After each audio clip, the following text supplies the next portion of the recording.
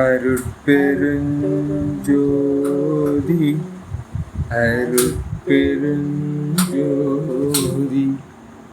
தனிப்பெரும் கருணை அருட்பெருஞ்சோதி.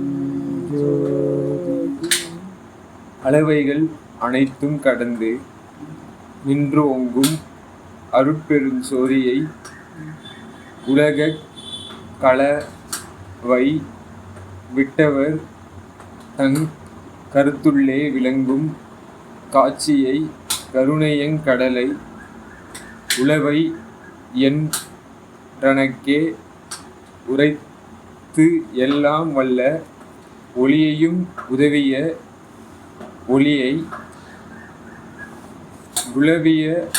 உளவியின் நிறைந்த குருசிவ பதியை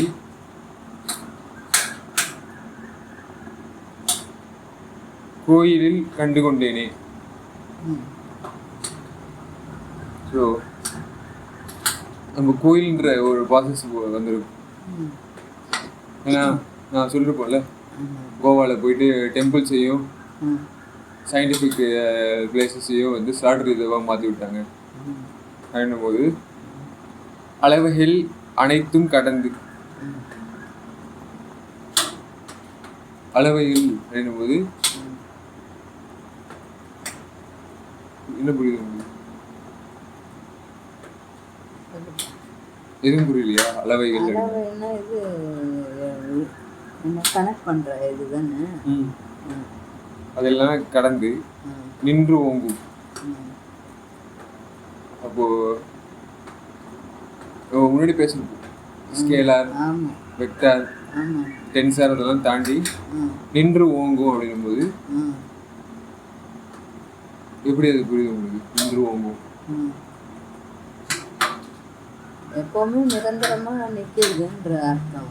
நிலை பெற்று இருக்குன்னு சொல்லுவாங்கல்ல, நின்று நிலை பெற்று இருக்குன்னு சொல்லுவாங்கல்ல, அந்த மாதிரி. அப்போ ஸ்டாண்டர்ட்ஸ் அப்படின்னுவாங்கல்ல, ஸ்டாண்டுன்னும் போது நிற்கிறது. ஸ்டாண்டர்ட்ஸ் அப்படின்ற மாதிரி நின்று ஓங்கும். அதான் கோல்டன் ஸ்டாண்டர்ட்ஸ் மாதிரி அருட்பெருஞ்சோதியை.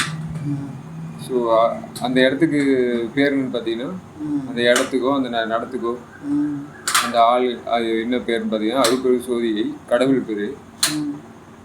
உலக களவை விட்டவர் தங் கருத்துள்ளே விளங்கும். யார்கிட்ட பார்த்தீங்கன்னா உலக களவு. இதெல்லாம் உலக களவு.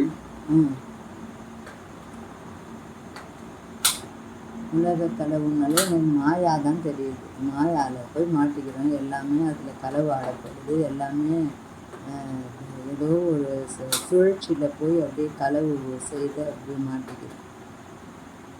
திருப்தி எண்ணத்தோடையே தான் இருக்குது. எல்லா எண்ணங்களும் சரி, செயலும் சரி, நினைவும் சரி. நினைவு எண்ணம் எல்லாம் ஒரே கிட்டத்தட்ட ஒன்று தான். இருந்தாலும் எல்லாமே கிட்டத்தட்ட அதுக்கே கொண்டுட்டு போய் இழுத்துட்டு போய் விழுது. எல்லாமே களவுக்காக தான். எதையுமே நம்மளுக்காக ஆண்டவன் படைச்சான்னு சொல்லிட்டு களவாடிட்டு இருக்கோம். எல்லாத்துக்காகவும் தான் ஆண்டவன் படைச்சான். நம்மளுக்காக மட்டுமா படைச்சான்? அப்போது நம்மளுக்கு நல்லது பண்ணிவிட்டு மற்றதுக்கெல்லாம் துரோகம் பண்ணுவான் ஆண்டவன். அதுக்கும் அதே நம்மளுக்கு உண்டான தாது தத்துவம் கொடுத்துருக்கான். அதுக்கும் உயிர் வலி, உயிர் பயம், அதுக்கும் நடுங்கிற தன்மை, அதுவும் தான் உயிரை காப்பாற்றிக்கிட்டு ஓட்டம் பிடிக்கிற அந்த எண்ணம், யாராவது உதவி செய்ய மாட்டாங்களான்ற ஒரு எண்ணங்கள் எல்லாம் அதுக்கும் இருக்குது தானே. அதுக்கு அதெல்லாம் வைக்கல ஆண்டவன் சொன்னால், நீ எனக்காக படைச்சிருக்கான், தாவீரியல் மாதிரி தான் அதுவும் அப்படின்னு சொல்லிட்டு ஒரு சப்பக்கட்டு கட்டலாம். ஆனால் அப்படி இல்லையே. அது வழிபடுது, ஓடுது, ஓட்டம் பிடிக்குது, பயப்படுது, அழுது, கத்துது, எல்லாமே நம்மள மாதிரி தான் செய்யுது. அது நம்ம 2 கையை வந்து உதவுறதுக்காக நம்ம உயர்த்தி நிற்க வச்சுருக்கோம் ஆண்டவன். ஸ்டாண்டர்டு இப்போ தான் சொன்னார்ல ஐயா நிற்கிறதுன்னு. அந்த மாதிரி நம்மளை நிற்க வச்சுருக்காரு, நிமித்தி வச்சுருக்காரு. அதை தாழ்த்தி 4 கையை வந்து தூக்கி உதவி செய்ய முடியாத அளவுக்கு வாயை வந்து கவி உதவி செய்யறதுக்கும் திங்கிறதுக்கும் ஒரே இதை எடுத்து கொடுத்துட்டு அதை வந்து காலாகவே ஆக்கிட்டான் கையையும். நீ தாழ்ந்து போ, ஏன்னா ஒருத்தர் அந்த அளவுக்கு ஒன்று இன்னும் அறிவு வளரல, ஓரளவுக்கு தான் இருக்குது அப்படின்ற மாதிரி நம்மளை உயர்த்தி நிற்க வச்சுருக்கிறதுனால நம்ம கடவுள்கிட்ட கடவுளை அடையிற அளவுக்கு நம்மளுக்கு அந்த இது கொடுத்துருக்கான். அறிவு, அன்பு, அறிவு, தயை எல்லாம் அந்த ஒரு நல்ல எல்லாமே கொடுத்துருக்கிறதுனால நீ கடவுளை அடைய முடியும்ன்ட்டு நம்மளுக்கு உணர்த்துறாரு. நம்ம அதெல்லாம் நம்ம உணர்றதில்ல. திருப்பி திருப்பி போய் 4 கால் ஒரு வாளுக்கிட்ட போய் நம்ம மாட்டிக்கிறோம். அந்த மாயையில் திணிச்சு நம்மளுக்காக எல்லாம் நம்மளுக்காகன்னு எதையும் பிரித்து பார்க்க தெரியாமல் களவாடிக்கிட்டே இருக்கும். திருட்டுத்தனமே செய்துக்கிட்டு அதுக்கு வேறு ஆண்டவரை வேறு இழுத்துக்கிறோம். எதுக்கு நம்மளை இழுத்து வச்சுருக்காரு அவர்? நாம் எது அவர்கிட்ட இருந்து எடுத்து கோத்து வாங்கணும்னு தெரியாமல் நல்லா மாமிசமாக நல்லா தின்னுட்டு மலமாக கழிக்கிறதுக்கு தான் கற்று வச்சுருக்கோம். நீ சொல்கிற மாதிரி தான் அது. அந்த கலவை எப்படின்னா நம்ம புலிக்கொலைகளில் ஈடுபட்டு அதை நம்ம கரெக்டாக அறிவு தெரியாம இந்த காட்சிகள் எல்லாம் தெரியாம போறதால கருணையும் கடல் அவங்களுக்கு இல்லாம போயிடும். கலைப்பறிந்து உதவும் அப்படின்னு சொல்லிருக்காருல்ல, கருணையும் கடல். தெரிஞ்சுக்கிட்டா கருணை தன்னால அப்படியே கோத்துக்க இழுத்துக்கலான்ற மாதிரி அவர் அன்பை தெரிஞ்சுக்கிட்டு நீங்க கருணையை உள் வாங்கணும். அப்போதான் அது பலம் பெறும், நலம் பெறும், உயரும், ஓங்கி நிற்கும், ஸ்டாண்டர்டாக ஆகும். நம்ம கடவுளியல் அதுதான். கடலாக இருக்கணும், நம்ம கருணை கடலாக இருக்கணும், பெருக்கணும், நம்ம எதையும் பெருக்கிக்கணும். சுருக்கக்கூடாதுன்னா நம்ம சுருக்கிட்டு தான் போகணும். எல்லாத்தையுமே சுருக்கிறோம், எல்லாத்தையுமே நம்ம விரிக்கிறது தான் நினைச்சு. முன்னாடி கடல்கள் இல்லைன்னு சொல்லுவேன்னா காமக்கடல், வெகுளி கடல், அந்த கடல் எப்படி கிடக்குது சினங்காமோ அப்படின்ற மாதிரி சொல்லுவாங்க. நம்ம சிவகாமோ அப்படின்னு சொல்லுவாங்கல்ல. ஸோ அந்த இதை நம்ம எடுத்துறதுக்கு உழவை நீங்க சொன்ன மாதிரி அந்த உணர்வு தெரிஞ்சுக்கணும்னு சொன்னீங்கல்ல. இந்த உழவை என்றனைக்கே உரைத்து எல்லாம் வல்ல ஒளியையும் அந்த எல்லாம் வல்ல ஒளியை உங்களுக்கு காட்டி அதை கூட்டி ஊட்டி அதை நாட்டி அப்படின்ற மாதிரிலாம் சொல்லுவாரு. எதையெல்லாம் அவர் ஊட்டணும்னு நினைக்கிறாரோ அதையெல்லாம் நம்ம விட்டு கனகசபை ஆட்டினை அவர் அந்த மாதிரி ஊட்டுறாரு நம்மளுக்கு. ஞான பழத்தை ஊட்டும் போது அதுக்கெல்லாம் துச்சமா அவர் தூக்கி போட்டுட்டு அதெல்லாம் நம்மளுக்கு பத்தா என்ன சொல்கிறோம் அதுக்கெல்லாம் நம்மளுக்கு எட்டாதுன்னு சொல்லிட்டு இந்த இதையே பிடிச்சிக்கிட்டு இதுலேயே நம்ம உழண்டுக்கிட்டு இதுதான்ன்ற மாதிரி நம்ம அதான் சொல்கிறாரு அவர். சாகும் கல்வி அப்படி தாழ்ந்த நிலைக்கு பாதாளத்துக்கே போய்கிட்டு இருக்கோம். அது நம்ம புரிஞ்சுக்கிட்டு வந்தாதான் நம்ம கடவுள் நிலையை அடையும். கலைப்பறிந்து உதவுன்ற மாதிரி எதிர உதவுனாரு பார்த்தீங்கன்னா ஒளியை சரிங்களா. அந்த லைட்டு நம்மளுக்கு இன்னும் ஒர்க் அவுட் ஆகல பாடியில சரிங்களா. கரெக்டாக ஒர்க் அவுட் ஆன போது அதுதான் குலவையின் நிறைந்த அதான் ஒளி. அங்கங்கே ஃபீஸ் கேரியர் பிடுங்குற மாதிரி எல்லா உயிரையும் பிடுங்கிக்கிட்டு இருக்கோங்க நம்ம. அதுல இருக்கிற ஒளியெல்லாம் நம்ம பிடுங்கிடுறோங்க. அதனால கடவுள் சேர மாட்டாரு. கடவுள் எப்படி நம்மள்கிட்ட கலப்பாரு அது நம்ம தெரிஞ்சுக்கணும். அவர் கலக்கணும்னா அவர் நம்மள்கிட்ட நம்ம கலங்காம நம்ம இருந்தாதான் நம்மள்கிட்ட அவர் கலந்துப்பாருன்றது நம்ம குருசிவ துரியம் அப்படின்னு அது சொல்லுவாரு. அது பிரியாது அப்படின்ற மாதிரி சொல்லுவாரு. அது பேரு இங்க குலவையும் நிறைந்த அந்த பேலன்ஸ் பண்ற ஆள் யாருன்னு பாத்தீங்கன்னா குருசிவ பதியை. ஏன்னா நம்ம எப்படி இருக்கோம் பாசாந்தகரம் அப்படின்னுவாங்கல்ல, காமாந்த அப்படின்ற மாதிரி சொல்லுவாங்க. ஸோ அதுல நம்ம என்ன பண்ணோம் சிவன்னா எல்லாம் இது இலங்கக்கூடியது இல்லை. நம்ம குருன்னு ஏன் எடுத்துக்கிறாருங்க? கொல்லா நிறைய குரு பல்கால் எனக்கு பகர்ந்த அப்படின்னு வரல. அப்போ ஆமா சிவத்துக்கும் குருவுக்கும் நடுவில் என்னன்னு பாத்தீங்கன்னா அந்த நெறி ரொம்ப இம்பார்ட்டன்ட். கொல்ல அது எப்படின்னா வயலண்ட் அதுதான்ப்பா கத்துக்கணும். அதுதான்ப்பா நம்மளுக்கு படிப்பு. அது மட்டும் நம்ம தெரிஞ்சு அதை நடத்தி விட்டாரு. அந்த லைட்டை இன்ஸ்டால் பண்ணும்போது உயிர் வலியை தெரிஞ்சுக்கணுன்றாரு.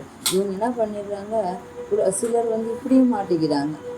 உயிர் கொலை பண்ணாமல் இருக்கிறதே ஒரு பெரிய விஷயம், அந்த புலை சாப்பிடாம இருக்கிறதே ஒரு பெரிய விஷயம்.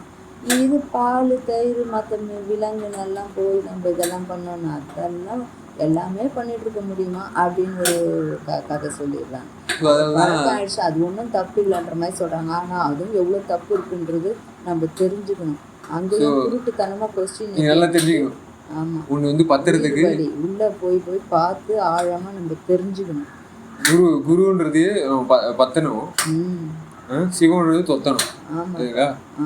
ஸோ அந்த மாதிரி நம்மளை பதியை அந்த மாதிரி இது பண்ணிக்கணும். ஸோ கோயிலில் கண்டு கொண்டேனே, கோயிலில் ம் அப்படிங்கும்போது ம் உங்களுக்கு தெரியுதா சரி எதுக்காக அந்த டெம்பிள்ன்ற எனக்கு கஷ்டம் வந்துச்சுன்னா, ம் ஸ்லாட்ரு எங்கெங்க நடக்குதோ அதெல்லாம் வந்து எனக்கு கஷ்டமா இருக்கு. ம் எங்கெங்கெல்லாம் இம்சை அவங்க பண்றாங்களோ அதான் அந்த எல்லா கொள்ளை மத கூட்டம் அப்படின்ற மாதிரி சொல்லுவாரு வள்ளலார். ஆமாம் சரிங்களா? ஆமாம் கொள்ளை மதம் தான். நம்ம கொள்ளை மதம் ஏறி போய் தான் நிற்கிறோம். நான் கடவுள் சொன்ன வழிக்கு நம்ம போகாமல் அங்க நின்று கூவுகின்றார். இவரு நிக்கிறது வேற இடம், அவங்க நிக்கிறது ஸ்டாண்டு வந்து வேற ஸ்டாண்ட்ஸ். ஸோ கோவில் கண்டு கொண்டீங்கன்னா நான் இந்த ஸ்டாண்டு கருணையோட இது எடுத்தவனே அதுதான் கோயில்ன்ற டெம்பிள் ஆயிடுச்சு, நடமாடும் உயிர் இல்லை, மரணாலயம் கிடையாது, சரணாலயம் ஆயிடுச்சுன்ற மாதிரி. அதுதான் கோயில். அதான் ஆலயம். நல்ல ஆலயம்னா சரண இது பண்ணணும், அவைய இது ஏற்படுத்தணும் அப்படின்ற மாதிரி. அங்கதான் ஒளியை வாங்கணும். நம்ம போயிட்டு ஜோதி ஜோதின்னு சொல்லிட்டு கோயில்ல இருக்கிற ஜோதி தான் நம்ம வச்சு கழுத்து இருக்கிறது.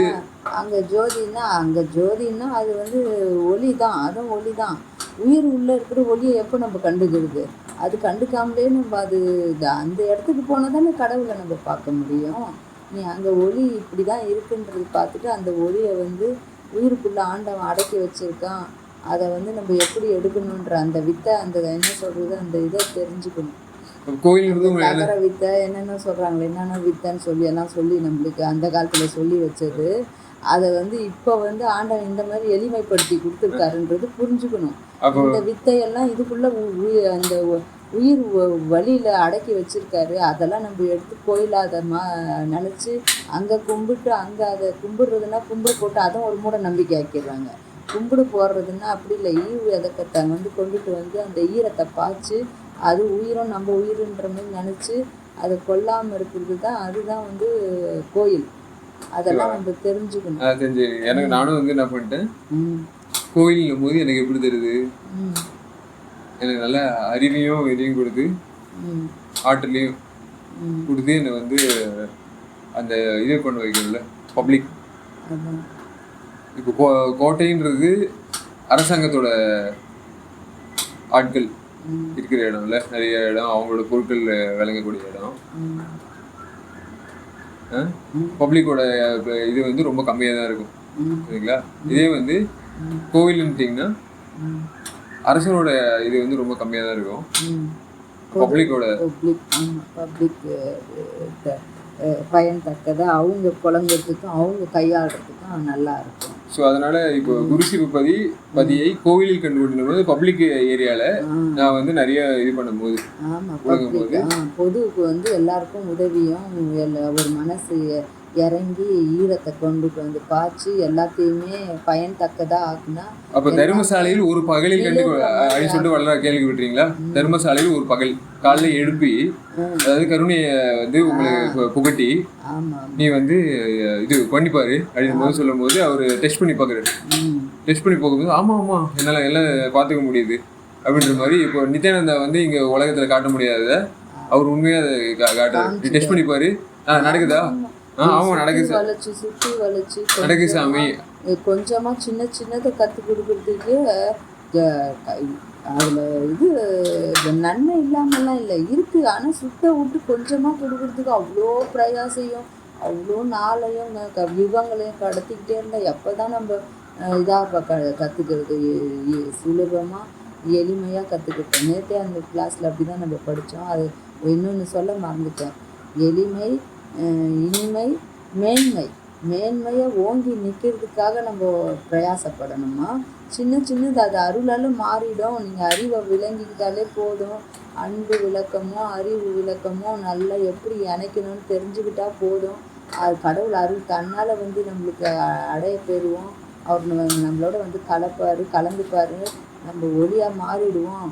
ஒளியெல்லாம் நம்ம வந்து எதுக்குள்ளே இருக்குன்றது நம்ம தெரிஞ்சுக்கணும் அப்படின்னு அழகாக ஐயா அவ்வளோ உணர்த்துறாரு. அது வந்து நம்ம முக்கியமாக தெரிஞ்சுக்கணும். அந்த வித்தையை தெரிஞ்சுக்கிட்டாதான் நம்ம கடவுளுடைய இதில் போய் ஒளியோடு நம்ம கலக்கலாம். அவர் வந்து நம்ம கலப்பார் வந்து.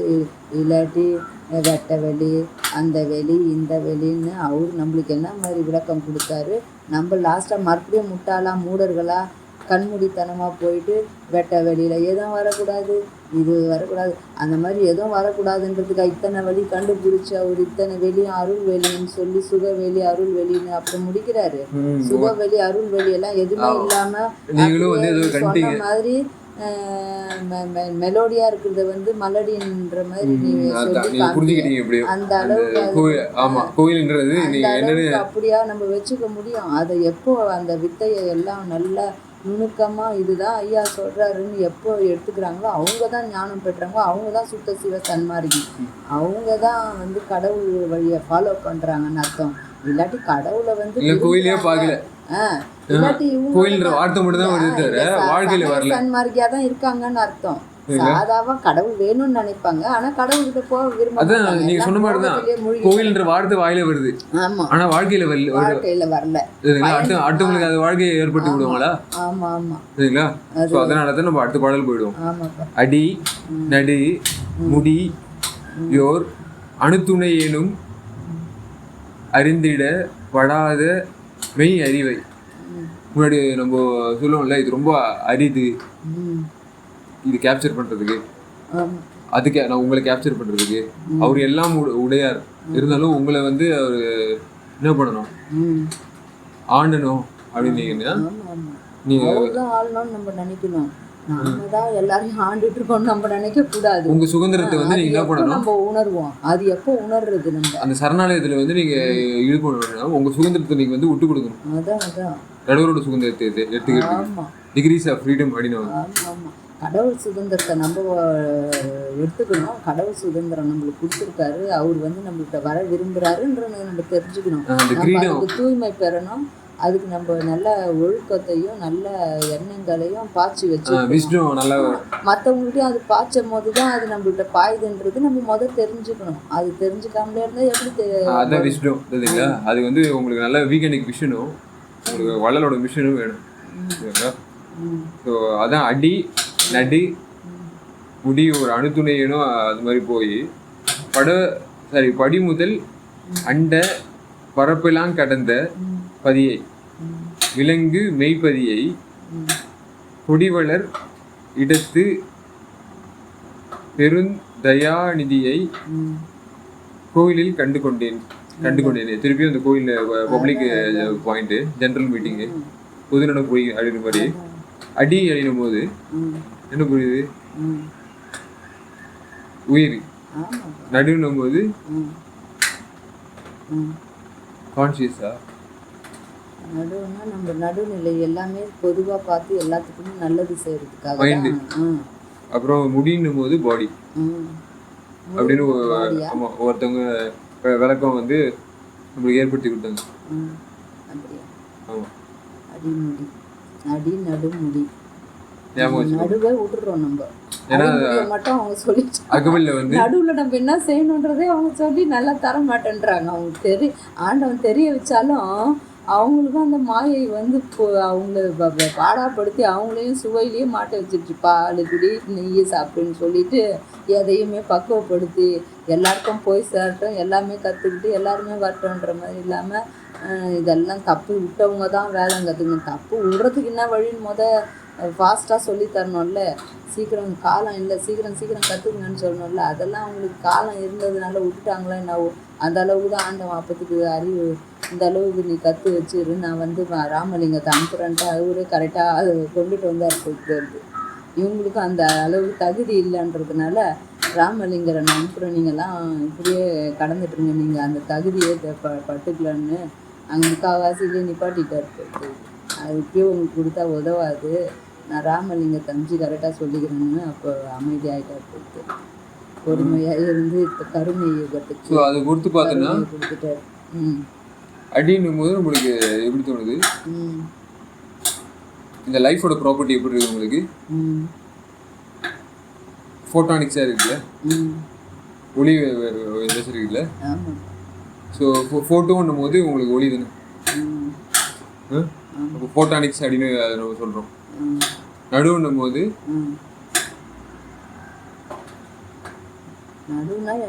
ஃபோனானிக்ஸ், அது நம்ம மைண்ட் இருக்குல்ல, நம்ம உயிர் ஒரு மாதிரியான ஃபீல்டும் மைண்டு ஒரு மாதிரியான ஃபீல்டும் இருக்கு சரிங்களா? அது வந்து ஃபோனானிக்ஸ் அப்படிதானே. ஃபோனும் அப்படின்னும் போது நம்ம காதில் ஃபோன்லாம் பேச முடியும் சரிங்களா? அது ஒளியை பார்த்தா பேசிட்டு இருக்கோம், வேற ஒளி இருக்கு ஆமா சரிங்களா? ஆமா அந்த அந்த ஒளி ஒளின்ற மாதிரி அததான் அவரும் பார்க்க சொல்றாரு. இந்த மேலோட்டமா நம்ம கண்ணுக்கு தெரியிற ஒளியை பார்த்துட்டு பார்த்துட்டு இதுதான் கோயில், இதுதான் உலகம், இதுதான் கடவுள் வழிபாடுன்னு நினச்சிக்கிட்டே இருந்தீங்கன்னா எப்படி அந்த ஒளிக்குள்ள எப்படி ஒளி இருக்குன்றத தெரிஞ்சுக்க. ஒளி அதான் ஜோதியில் ஜோதியில் ஜோதின்னு சொல்றாருல்ல. எந்தெந்த ஒளி எது எதுக்குள்ள பொருத்தி ஆண்டவன் வித்தையை வச்சிருக்காரு, அந்த வித்தையை எப்படி நம்ம கற்றுக்கிட்டு மேலே ஓங்கணும், ஸ்டாண்டர்டாக நிற்கணும், அங்கே போய் ஆண்டவனை எப்படி கலக்கணும், நம்ம அப்போ தான் அந்த ஆனந்தத்தை பெறுவோம். எல்லா உயிரையும் நம்ம மேவ வச்சாதான் நம்ம மேவி கடவுள்கிட்ட போய் சேருவோன்றது தெரிஞ்சுக்கணும். அதுதான் மெயினாக நம்ம தெரிஞ்சுக்கணும். அதுதான் நானும் எல்லாருக்கிட்டையும் கேட்பேன்ப்பா. இவங்ககிட்ட கூட கேட்பேன், என் மருமகள்கிட்ட. அம்மா எதுனா சொன்னால் அவள் ஸ்டார்டிங்கும் எண்டிங்கும் நான் சொல்லுவேன், நடுவுன்னு ஒன்று இருக்குன்றது பாருமா. எக்ஸ்பீரியன்ஸுன்றது அவங்கவுங்களுக்கு தனியாக வரணுன்றது சில இடத்துல வரும். மரணம் ஒருத்தர் எக்ஸ்பீரியன்ஸால் தெரிஞ்சுக்க முடியாது, ஜனனம் ஒருத்தர் எக்ஸ்பீரியன்ஸால் தெரிஞ்சுக்க முடியாது. அதுக்கெல்லாம் ஒரு முறை தான், ஒரு சான்ஸ் தான் அது. ஜனனமும் ஒரு முறை தான் வரும், மரணமும் ஒரு முறை தான் வரும். அது இடைப்பட்டதில் என்னென்ன தெரிஞ்சுக்கிட்டு சாதிக்கணும், எப்படி நம்ம வாழ்ந்து எல்லாருக்கும் நல்லதாக செய்யணும், புரிஞ்சுக்கணுமா அப்படின்னு சொல்லுவேன். அவள் நல்ல பிள்ளை, எல்லாம் நல்லது, அன்பு இருக்குது, எல்லாம் அனுசரித்து போகிறா, எல்லாம் நல்ல பிள்ளை தான். புரிதல் கம்மியாக இருக்குது. அது சொன்னால் அவள் கோச்சிப்பா. நான் இப்போது எதோ தப்பு செய்கிறேன்னா என்னை குறை சொல்கிறீங்களான்னுவான். நம்ம தெரிஞ்சுக்கிட்டோன்னு சொல்கிறத அப்படி நினச்சிப்பா. அவனில் எல்லாருமே அப்படி தான் இருக்காங்க. நான் உட்கார்ந்த இடத்துல பரிமாறுவா சாப்பாடு. என்னால் இங்கே அங்கேயும் ஓட முடியலம்மான்னா எடுத்துகிட்டு எல்லாம் கொடுப்பான். நான் என்னால் முடிஞ்ச வேலை நான் செய்வேன், அவள் எல்லாம் நானே செய்கிறேன், நீங்கள் இருங்க. நான் அவ்வளோ நல்ல குணம்தான். இருந்தாலும் புரிதல் இல்லாதனால இப்படி ஒரு மனசு வழிபட்டுக்கிறாங்க. அந்த வழியெல்லாம் நீக்கணும்னா நடுநிலை தெரிஞ்சுக்கணும், சாதிக்கணும். நம்ம எல்லாமே நல்லதாக மாற்றணும். நம்ம தீயது பக்கம் போகக்கூடாது. நம்மளுக்கு நல்லது சொல்கிறவங்க ஒரு குழந்தை சொன்னாலும் எடுத்துக்கணும். ஆண்டவன் சொல்கிறது என்னன்றது தெரிஞ்சுக்கணும்னு சொல்லிட்டு நம்ம தெரிஞ்சு புரிஞ்சு நடந்துக்கணும். அதுதான் நடுநிலையாக நான் நினைக்கிறேன். அதுதான் நடுவார். இந்த மாதிரி நம்ம நிறைய விளக்கங்கள் நம்ம உலகளவு இது நம்மளுக்கு அண்டாம சரிங்களா. கடவுள் பார்த்துக்கக்கூடிய ஃபோட்டானிக்ஸ், ஃபோனானிக்ஸ், அப்புறம் எலக்ட்ரானிக்ஸ் சரிங்களா.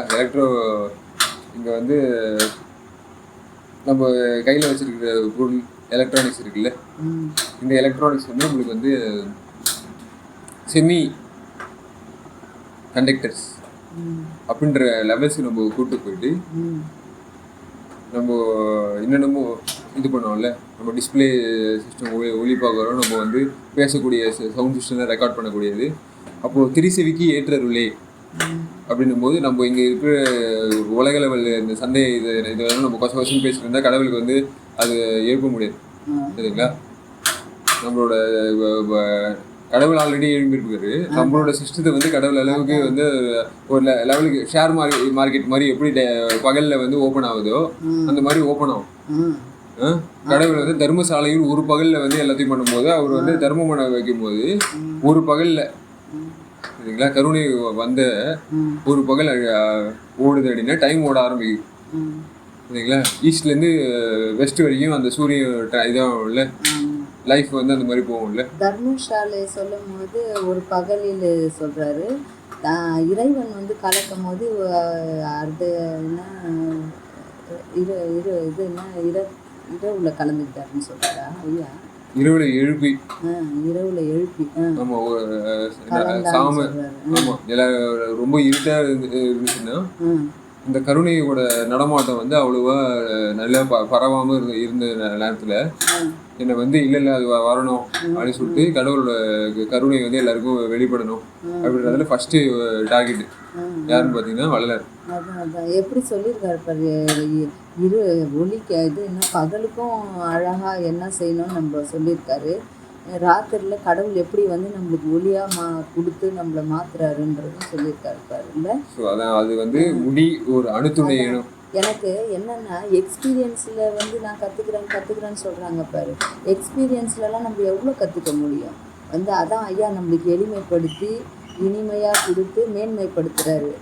ஒரு கடவுள் சொல்கிறத தான் நம்ம கேட்கணும். நம்ம வந்து நம்ம எக்ஸ்பீரியன்ஸ் உள்ளவங்கள்ட்ட கேட்டுக்கிறேன். ஒருத்தர் எக்ஸ்பீரியன்ஸும் ஒரு மாதிரி இருக்கும். எக்ஸ்பீரியன்ஸு வேணும் தான், ஆனால் எல்லாத்துக்கும் பொருந்தாது எக்ஸ்பீரியன்ஸ். கடவுள் சொல்கிற எக்ஸ்பீரியன்ஸ் தான் நம்ம எடுத்துக்கணும். அதுக்கு தான் கடவுளை நம்ம தெரிஞ்சுக்கணும், கடவுள்கிட்ட நாடணும்ன்றது. உலக மக்களுக்கு உதவி தான் செய்யணும் ஒழிய அவங்க எக்ஸ்பீரியன்ஸ் எல்லாம் நம்ம பார்த்துக்கிட்டு இருந்தா அது கம்பேரிசன். பொருட்களே வந்து உங்களுக்கு வெவ்வேறு மாதிரி இருக்குன்னு தெரிஞ்சுக்கணும். அதான் என்னென்ன பொருட்கள் இருக்கு? அதான் கட்டி பொருள், நீர் பொருள், அப்புறம் வாயு, நேற்று கூட சொன்னிய ஆவி, அந்த ஆவியா மாறுது இல்லை, அப்புறம் எவ்வளோ எல்லாம் இருக்கு, மாற்றங்கள் அடையுது, எவ்வளோலாம் நம்மளுக்கு ஆண்டவன். மென்பொருள் நம்ம சாஃப்ட்வேர்லாம் யூஸ் பண்றோம்ல, இப்போ எலக்ட்ரானிக்ஸ் பாருங்க எத்தனை இதை வந்து இன்டெகிரேட் பண்ணுது பாருங்க. அதான் சரிங்களா? ஒரு சிஸ்டம் வச்சுக்கிட்டு எத்தனை சிஸ்டத்தை வந்து இழுத்துக்க முடியுது பாருங்க. அதோட ஸோ அந்த மாதிரி எல்லாமே பராபர தெரிஞ்சுக்க முடியாது. பராபர சிஸ்டத்தால அதோட அந்த அணுக்களால எவ்வளோ வந்து சிஸ்டத்தை இணைக்க முடியுதுன்னு நம்ம தெரிஞ்சுக்கணும். சரிங்களா? ஆனா இதே வந்து அருளோட இது சிஸ்டம் கிடச்சிச்சுன்னா அதோட சிஸ்டத்தில் என்னென்ன கனெக்ட் ஆகும் அப்படின்றத நீங்கள் தெரிஞ்சுக்கணும். சரிங்களா? அதுதான் வந்து அணுத்துணை ஏனும் அறிந்துட்டு படாதார்.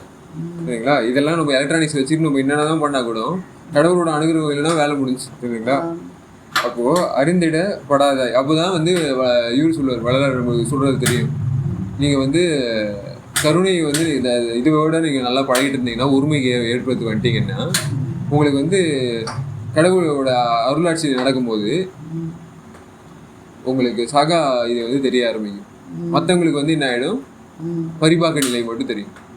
சரிங்களா? இவங்க எலக்ட்ரானிக்ஸை அனுபவிக்க முடியும், நம்ம டிரான்ஸ்போர்ட்டேஷன்ஸ் அனுபவிக்க முடியும், எல்லாமே பண்ண முடியுமே தவிர அவங்களுக்கு வந்து கடவுளோட கலந்து அதை வந்து எல்லாத்தையும் அனுபவிக்க முடியாமல் போயிடும்.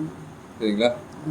ஸோ அறிந்துட்டு படாது மெய்யறிவை. அந்த மெய்யறிவை வந்து உங்களுக்கு ஆக்டிவேட் ஆனாதான் இதெல்லாம் கடவுளோட நம்ம வந்து சேர்ந்து நம்ம இதெல்லாம் பண்ணுறோம் அப்படின்னு தெரிஞ்சுக்கிட்டு படிமுடி அண்ட பரப்பெல்லாம் கடந்த படிமுடி அப்படிங்கும்போது உங்களுக்கு வந்து அந்த பராபர லெவல்ஸில் வந்து உங்களுக்கு அந்த அண்ட பரப்பு எல்லாமே கடந்த பதியை இவர் அந்த பராபரையும் தாண்டி பரம்பரா அப்படின்ற மாதிரி அந்த லெவல்ஸ் பரம்பரா பரம் கடந்து பதியிலே விளங்கும் மெய்ப்பதி. அது பேர் தான் மெய்ப்பதின்னு நம்ம வந்து பேசப்படுது. மற்றவங்களாம் நிறைய பதிகள் இருந்தால் கூட, பதிகள் பல கோடி இருந்தாலும் மெய்ப்பதியும் ஒருத்தர் இருந்தால் பண்ணுறாரு, அப்பாளுக்கு அப்பா அப்படின்ற மாதிரி சொல்கிறாரு. சரிங்களா? ஆமாம். இதெல்லாம் வந்து என்ன, இப்போ நான் நெய்வேலிக்கு போனேன்ல எங்கள் பெரியம்மா பையன் அண்ணன் வீட்டுக்கு. இப்போ அவங்களுக்கு உதவின்னு செய்யலாம்னு சொல்லிட்டு போனேன். அவங்களும் எவ்வளோ பக்தியாக எவ்வளோ நல்லா ஒருத்தருக்கு நல்லது செய்யணும் நல்லா நினச்சாலும் அவங்க வந்து அதை இப்போ பாப்பா இவளுக்கு சுவாக்கு எப்படி நான் சொன்னேனோ சுவாசினிக்கு அந்த உதாரணம் இந்த நல்லதெல்லாம் தெரிஞ்சாலும் அவங்களால அவ்வளோ சீக்கிரம் ஒரு இதாக நினச்சிக்க முடியாமல் குறையாதான் சொல்கிறாங்கன்ற மாதிரி எடுத்துக்கிறாங்க. இப்போ அந்த மாதிரி தான் அவரும் எவ்வளோ நல்லதெல்லாம் இருந்தாலும் அவங்க வந்து இந்த இதில் சிக்கிக்கிறாங்கப்பா. அறிவு வந்து ஒளி எப்படி நம்ம உள்வாங்கிக்கணுன்றது தெரியாம இருக்கு. கிரகப்பிரவேசம் செய்தாங்கல்ல 15 நாளைக்கு முன்ன, அந்த கிரகப்பிரவேசத்துக்கு ஆகப்பட்ட லிஸ்ட் ஒரு பாத்திர கடையே வச்சிடலாம் நம்மளுக்கு தெரியுது. அவ்வளோ கஷ்டப்பட்டு இப்போ விளக்குறாரு. நான் சொன்னேன், ஏன் இதெல்லாம் ஏன் அண்ணன் இந்த மாதிரி எல்லாம் ஹார்ட் பேஷண்ட், அவரு ஹார்ட் பேஷண்ட் நல்லா. இப்போ டாக்டர் சொல்லிட்டாங்களாம் அவங்க ஒய்ஃபுக்கு உடம்பு சரியில்லை அன்னைக்கு, அதுக்காக தான் போய் உதவி பண்ண போனேன். அவங்க சொல்கிறாங்க அவங்களுக்கு வந்து தினம் முட்டை சாப்பிடுன்றாங்களாம், நான் ஈரல் சாப்பிடுன்றாங்களாம், இதெல்லாம் சாப்பிட்டாதான் அந்த மாதிரி எல்லாம் சொல்லி நான் சொன்னேன். அதெல்லாம் வந்து எங்கள் அம்மாவுக்கு தான் வந்து பாலை கொடுன்னா எங்கள் தீபா அவ்வளோ சொன்னால் அதெல்லாம் கொடுக்காதீங்க, அதெல்லாம் உடம்புக்கு கெட்டுதான், அதனால அவங்க சொல்லின்னா அவங்க வந்து எல்லாம் சாதிச்சு அவ்வளோ 14 லட்சத்துக்கு மேலே செலவு பண்ணி அப்பப்போ ஒரே முறைக்கு 14 லட்சம், அதுக்கு முன்னே 2 லட்சம் 4 லட்சம் 3 லட்சம் செலவு ஆகிட்டே தான் இருந்தது. அதெல்லாம் கனெக்ட் பண்ணல. அவருக்கு உடம்பு முடியாமல் இந்த 6-7 மாதத்துக்கு 14 லட்சம் 15 லட்சம் செலவு பண்ணோம். அதெல்லாம் வந்து பால் கொடுத்து எல்லாம் அவங்க என்ன இன்னைக்கு தாண்டவம் ஆடிட்டு இருக்காங்க, நடமா புரிஞ்சுக்கிட்டு இருக்காங்க, போய் சேர்ந்துட்டாங்க. அந்த மாதிரி நீ சொன்னதெல்லாம் நாங்கள் கேட்கல தான். அந்த மாதிரி எந்த உணவு சாப்பிட்டா நம்மளுக்கு சத்து ஏறும், சும்மா அன்னைக்கு நான் சொன்ன மாதிரி அன்னைக்கு என் வாழ்க்கையிலே செலவு பண்ண முடியும்ன்றது தெரியும். சத்து ஏறினா மட்டும் செலவு பண்ணணும்ல சொல்கிறேன்லப்பா. நான் ஏன் கேன்சராக மாற்றி வச்சுக்கிட்டோம், உங்களுக்கு வந்து செல்லில் வந்து என்ன ஆயிடுது தெரியுமா உங்களுக்கு? குளுக்கோனியோஜெனிசிஸ்னு ஒரு ப்ராசஸ்ல உங்க குளுக்கோஸ் எல்லாம் களவாடப்பட்டு செல்லுக்குள்ளார வந்து இது கல்மணமோ வன்மணமோன்னுவாங்கல்ல, அந்த மாதிரி செட்டிங்ஸ் எல்லாம் ஏற்படுத்தி வைக்கிறதுக்காக செலவு பண்ண ஆரம்பிக்கும் தெரியுமா. அந்த மாதிரி ஃபேக்ட்ரிஸ் ஜென்ரேட் பண்ண ஆரம்பிக்கும் கொஞ்சம் கொஞ்சமாக. அது கேன்சர்லாம் வந்து இது பண்ணி சரிங்களா, அப்நார்மல் செல்ஸை டெவலப் ஆகி உங்களுக்கு வந்து உயிரை வந்து தின்னணும். அப்படிதானே? அது எதுக்கு சொல்ல வந்தேன்னா, இது அவ்வளோ சடங்கு சம்பிரதாயம்ட்டு நம்ம தேவையில்லாமல் அதில் போய் ஒளி பக்கம் போய் நம்ம அறிவை வளர்த்துக்கிட்டா கடவுள் இருக்காருன்னு தெரிஞ்சுட்டு போனால் தான் நம்ம நல்ல இன்பத்தை அடைய முடியுது. இருள் கலந்த ஒரு கடவுளுன்ற பேரை மட்டும் சொல்லிக்கிட்டு இருள் பக்கம் நம்ம போயிட்டோம்னா நம்மளை வந்து இந்த மாதிரி பாதாளத்துக்கு தான் தள்ளி நம்மளுக்கு சலிப்பு உண்டாக்கிடுது. அதை தான் அவர் படித்து சொல்கிறாரு. எடுத்து அவ்வளோ இரக்கத்தால் உரைத்தன்னு சொல்கிறாரு. இவங்க அந்த பாத்திரம் பண்ண பற்றி இப்போ நீ சொல்லுவல்ல, உங்கள் சித்தப்பாவை சொல்லுவல்ல, பிரசாதத்துக்கு கொடுக்குற மரியாதை எதுக்கும் கொடுக்க மாட்டேங்கிறாரு. அப்படியே குறுகி இப்படியே என்ன கூணி குறுகில அப்படியே பயபக்தியோடு குனிஞ்சு அதை இதோடு வாங்கி சாப்பிட்ணும், மரியாதை கொடுக்கணும், அப்படி இப்படின்னு சொல்கிறாருல்ல அவர். இது எங்கள் தங்கச்சி வீட்டுக்காரு. அதுக்காக நீ சொல்லி வெறுப்பத்தில் இந்த மாதிரி பண்ணுறாங்க, எது உண்மையான இது கடவுள் வழிபாடுன்னு தெரிஞ்சுக்காமல் செய்கிறாங்கன்னு சொல்லுவல்ல. அதே மாதிரி தான் இவர் பாத்திரம் பண்ணுறான், அதெல்லாம் ஜாக்கிரதையாக அதெல்லாம் மரியாதை கொடுக்குறாரு, அதெல்லாம் பண்ணுறாரு. நான் சொன்னேன், பாத்திரத்துலையா கடவுள் ஓட்டிகிட்டு இருக்காரு, ஏன் இப்படி எல்லாம் பண்ணுறேன்? நான் யாராக இருந்தாலும் கரெக்டாக கேட்டுருவேன். அண்ணன் இருந்தாலும் நான் ஆனால் அதுக்குன்னு அந்த அளவுக்கு நல்லா போகவே மாட்டேன். நான் எங்கள் மாமியாருக்கே கேட்பேன், அவங்க விசேஷ நாள்லலாம் ஒரு பாத்திரம் வச்சுருப்பாங்க சமைக்கிறதுக்கு, சாதாரண நாளில் ஒரு பாத்திரம் இல்லை. இதெல்லாம் தெரிஞ்சுக்கணும்ப்பா மக்கள், அதுக்காக சொல்ல வரேன். சாதாரண நாளில் ஒரு பாத்திரம் வச்சுருப்பாங்க, அவங்க சமைக்கும் போது விசேஷ நாளில் பண்டிகை நாளில் செய்யும்போது நான் கேட்பேன், ஏம்மா இது சாப்பிட்றதே நம்ம வந்து சாப்பிட்றோம், வயிறு கையெல்லாம் மாற்றிக்கிறோம்மா, பாத்திரத்தில் வந்து என்ன இருக்குது? விரதம்னா நம்ம எதுக்கு அந்த மாதிரி வந்து ஒரு அந்த இது தான். அப்பயே எனக்கு கல்யாணம் ஆன புதுசுலேயே கேள்வி, நம்மளும் வந்து கடவுள் அந்த நம்மளை இப்படி படைக்கப்பட்டிருக்கோம். ஏன்னா நம்மளும் இந்த கேள்வி எப்படி வந்து நார்மல் வந்து இப்படிதான் இருக்குன்னு காட்டி விட்டாங்க இந்த உலகத்துல. இருந்தாலும் அதை கேட்டு நம்ம எதுக்காக தெரிஞ்சுக்கிட்டு நம்ம வந்து அது சரியா வரலன்னா மாத்திக்கணும். ஆமா, அது பாத்திரத்துல இல்ல கடவுள் நம்ம மனசுல நம்ம தப்பை வந்து தடுக்கிறதுக்காக தடுத்து மட்டும் போட்டு இது தடுக்கிறதுக்கு மட்டும்தான் சொல்லியிருக்காங்க வித்தை. ஆனால் அதை முழுசாக நீக்கி கடவுளோட கலக்கிறதுக்கு இந்த இவங்க சொல்லலை. நான் அதுக்கு தான் சொல்கிறேன், நம்ம அரைவாசி முக்கால்வாசி தான் போயிருக்காங்கன்னு எனக்கே புரிய வச்சுட்டாரு ஆண்டவர். ஸோ அதனால தான் வந்து இங்கே அறிந்திடப்படாத மெய்யறிவியும் படி முதல் அண்ட பரப்பு அது எல்லாமே வந்து இருந்தால் கூட நம்மளுக்கும் ஒரு டிஃப்ரெண்ட்டான ஒரு இது நியூட்ரிஷன் லெவல்ஸில் வந்து ஃபிசிக்ஸ் லெவலில் சில பேர் போயிருந்தா கூட கெமிஸ்ட்ரி பயாலஜி அந்த மாதிரி நடந்து நம்மளுக்கு வந்து இங்கே நியூட்ரிஷன் பப்ளிக் ஹெல்த்து அந்த மாதிரிலாம் போட்டு அந்த லெவல்ஸுக்கு எடுத்துகிட்டு வந்து பதியை போட்டு கொடி வளர் இடத்து பெருந்தயாநிதியை சரிங்களா, கொடி வளர் இடம் அப்படின் போது என்ன அர்த்தம்? கொடி வளர் இடம் அப்படின்னும் போது உங்களுக்கு என்ன தெரியுது? அதுவும் நல்லதெல்லாம் இருந்தால் தான் கொடி நல்லா ஓங்கி உயரமாக போகும்ல. எந்த சப்போர்ட்டை ஏதாவது அந்த ஊன்றுக்கோள் மாதிரி அதுக்கு ஒரு சப்போர்ட் கொடுத்துட்டா அதை பிடிச்சிட்டு அந்த நல்லா வளர்ந்து போகும். அந்த மாதிரி கடவுள் சப்போர்ட்டில் தான் நம்ம வந்து எல்லாமே அவர்கிட்ட போக முடியும். திருச்சிற்றம்பலம் அப்படின்னு சொல்லிட்டு வள்ளலார் சொல்லுவார்ல, அது இடம் வந்து திருச்சிற்றம்பலம். ஸோ அந்த இடத்துல வந்து கொடி வளருது. அதான் அப்போ கொடின்னும் போது அம்பல் அம்மாயிடுவாங்கல்ல,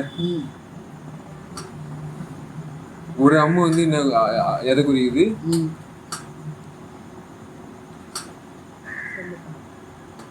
சிவகாம் சரிங்களா, சிவகாம வள்ளி. இன்னொரு அம்மு சிதம் வரவள்ளி சரிங்களா, சிவகாமவள்ளி சிதம்பரவள்ளி. ஆமா. ஸோ ஒன்று வந்து எந்த ஃபோர்ஸாக இருக்குது?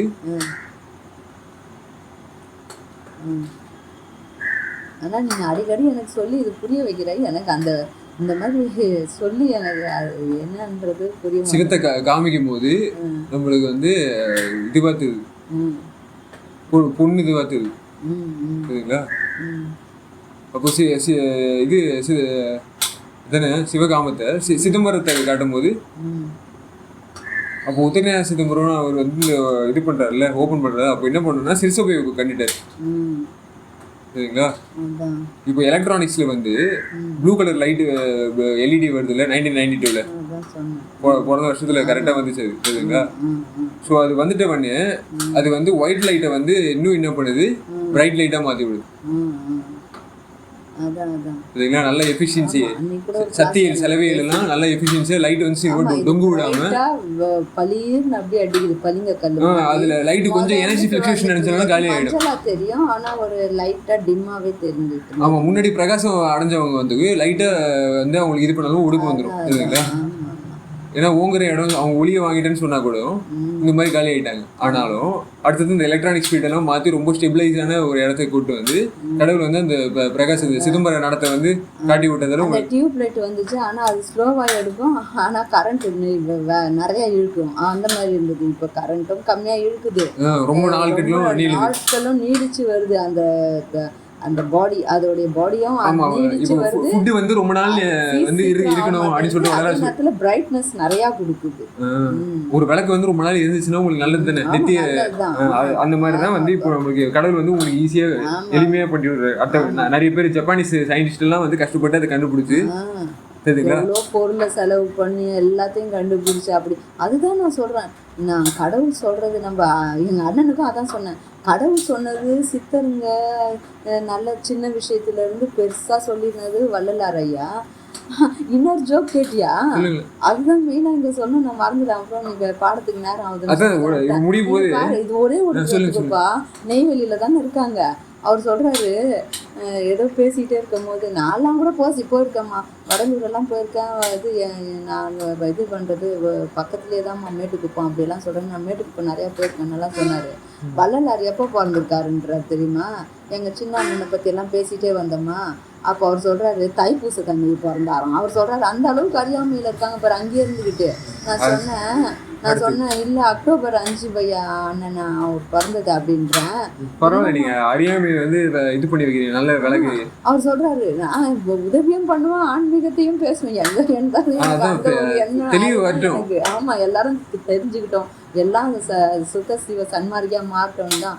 ஏன்னா எல்லாம் பக்திவானாதான் இருக்காங்க, நல்ல வழிக்கு தான் வரணும்னு ஆசைப்படுறாங்க, நல்லதுதான் சேர்த்துக்கிட்டு இருக்காங்க. ஆனா தடால் நீங்க போய் மூட நம்பிக்கையும் தூக்கி விடுற கருவியா நம்ம இருந்து நம்ம வந்து எல்லாரையும் கொடி வளர் எடுத்து அப்படின்னு சொன்னேன். நான் அக்டோபர் 5 அப்படின்னு சொன்னேன். அதான் பெருந்தையா தெரியாம இருக்காங்க பாரு. ஸோ அந்த பெருந்தையை வந்து தெரியுது.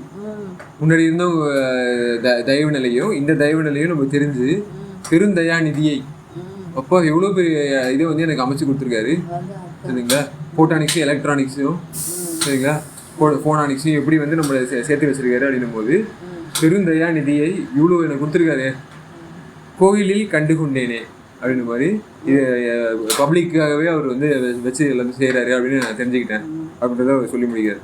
ஸோ இன்னும் இருக்குது, அதை அப்புறமா சொல்லி முடியும், சீக்கிரமாக சொல்லி முடியும். எதுக்கு தெரியுமா சொல்ல வரேன்?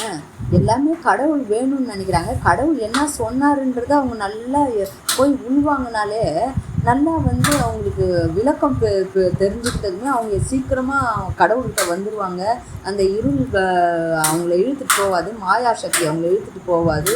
தூய சக்தியில் இருந்துக்கிட்டு திரும்பி இருள் சக்திக்கிட்ட போகாமல் மேலே ஒளி சக்தி அருட்பெருஞ்சோதிக்க வந்துடுவாங்கன்னு சொல்ல வரேன்.